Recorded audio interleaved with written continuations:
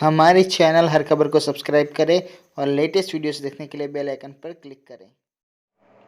Morning news की बात की जाए तो किसानों ने की भूख हड़ताल। दुनिया भर में गूगल सर्विसेज 40 मिनट तक रही डाउन और देश में वैक्सीनेशन की नई गाइडलाइन। नमस्कार मित्रों, सोमवार को दुनिया भर में गूगल सर्विसेज 40 मिनट तक डाउन रही।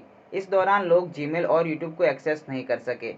कृषि कानूनों के खिलाफ आंदोलन के 19वें दिन किसानों ने दिल्ली बॉर्डर पर भूख हड़ताल की। भाजपा महासचिव और पश्चिम बंगाल के प्रभारी कैलाश विजयवर्गीय अब बुलेट प्रूफ गाड़ी में चलेंगे। बहरहाल शुरू करते हैं। सबसे पहले देखते हैं बाजार क्या कह रहा है। बीएससी का मार्केट कैप 183.57 लाख करोड़ रुपए रहा। करीब 59% कंपनियों के शेयरों में बढ़त रही। 3,216 कंपनियों के शेयरों में ट्रेडिंग हुई। इसमें 1,921 कंपनियों के शेयर बढ़े और 1,170 कंपनियों के शेयर गिरे।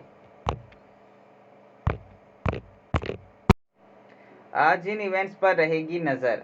प्रधानमंत्री नरेंद्र मोदी गुजरात के कच्छ में कई डेवलपमेंट प्रोजेक्ट का शिलान्यास करेंगे।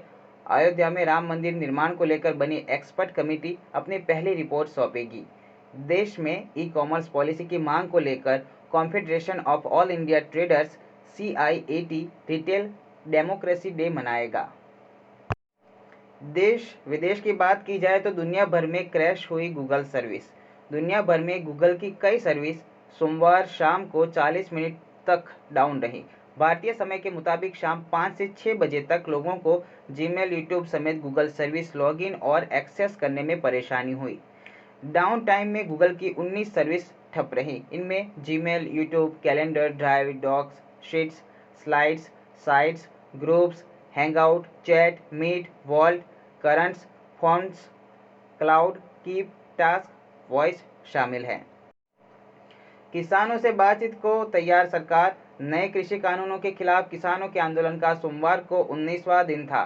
दिल्ली के बॉर्डर पर किसानों ने सुबह 8 बजे से शाम 5 बजे तक भूख हड़ताल की। इधर कृषि मंत्री नरेंद्र सिंह तोमर ने कहा कि उत्तर प्रदेश, केरल, तमिलनाडु, तेलंगाना, बिहार और हरियाणा के 10 किसान संगठनों ने नए कानूनों को सही बताते हुए उनका समर्थन किया है।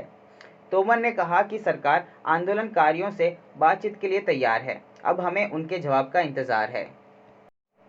वैक्सीनेशन के लिए गाइडलाइन। केंद्र सरकार ने कोरोना वैक्सीनेशन के लिए राज्यों को गाइडलाइन भेजी है। इसके मुताबिक हर दिन एक बूथ पर 100 से 200 लोगों को वैक्सीन दी जाएगी। वैक्सीनेशन के बाद 30 मिनट तक मॉर्निंग रूटीन की जाएगी ताकि किसी रिएक्शन का पता लगाया जा सके। गाइडलाइन के मुताबिक प्राथमिकता के आधार पर केवल उन लोगों को ही वैक्सीन दी जाएगी जिन्होंने पहले से रजिस्ट्रेशन करवा रखा है।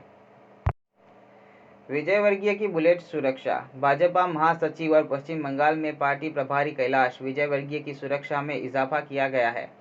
उनके पास पहले से जी श्रेणी की सिक्योरिटी थी। अब उन्हें बुलेट प्रूफ गाड़ी भी मिलेगी।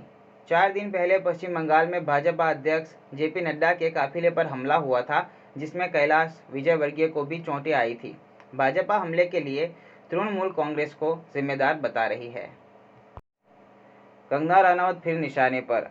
महाराष्ट्र में शिवसेना विधायक प्रताप सरनाईक ने एक्ट्रेस कंगना रनौत के खिलाफ विशेषाधिकार हनन प्रस्ताव विधानसभा अध्यक्ष को भेजा है। इसमें कहा गया है कि एक्ट्रेस ने उन पर झूठे आरोप लगाए थे।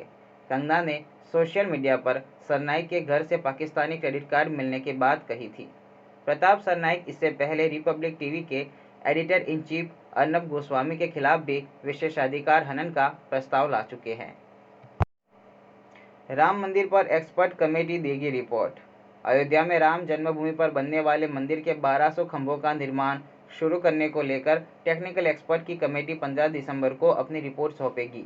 IIT दिल्ली के पूर्व निदेशक VS राजू की अध्यक्षता में यह कमेटी पिछले हफ्ते बनाई गई थी, जिसे रविवार को नोटिफाई किया गया।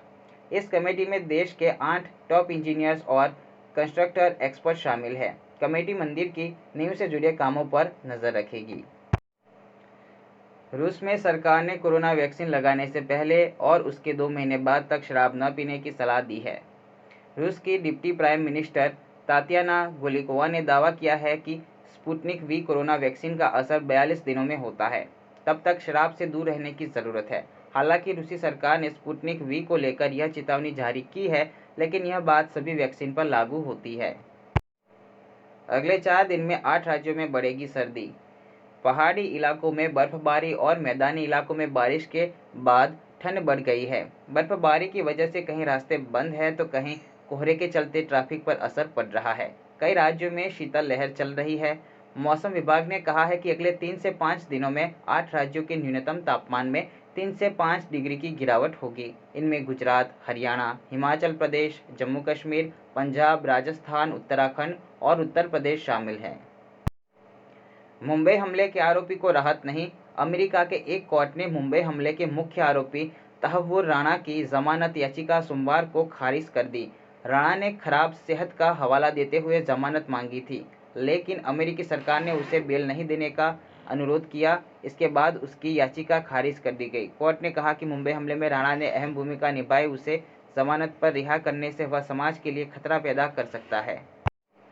सुर्खियों की बात की जाए तो यूईएफए चैंपियनशिप लीग में सोमवार को राउंड ऑफ 16 के मैचों का ऐलान हुआ। स्टार स्ट्राइकर लियोनेल मेसी की टीम बार्सिलोना, नेमार की team Paris Saint Germain PSG से भिड़ेगी। नाइजीरिया में 2 भारतीयों को कुछ लोगों ने अगवा कर लिया। दोनों भारतीय एक फार्मा कंपनी में काम करते थे। पुलिस ने विदेशी नागरिकों से सावधान रहने को कहा है।